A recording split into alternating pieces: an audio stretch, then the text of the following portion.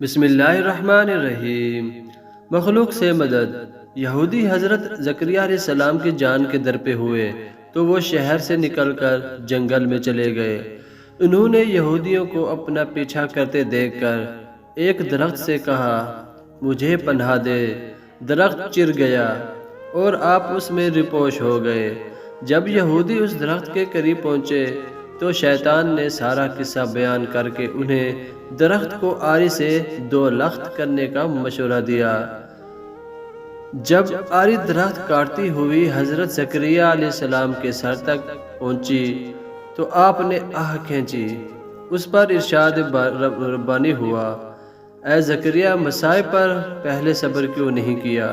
جواب، فریاد کرتے ہو، اگر دوبارہ تمہارے منہ سے آہ نکلی تو دفتر سے صابرین سے تمہارا نام خارج کر دیا جائے گا۔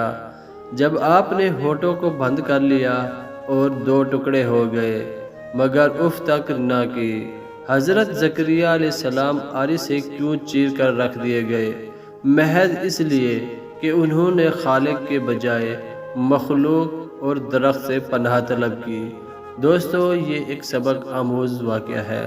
اگر آپ کو یہ ویڈیو اچھی لگی ہے تو ویڈیو کو لائک کیجئے، چینل کو سبسکرائب کیجئے۔ ملتے ہیں کسی نئی اچھی ویڈیو میں، تب تک کے لیے اللہ حافظ۔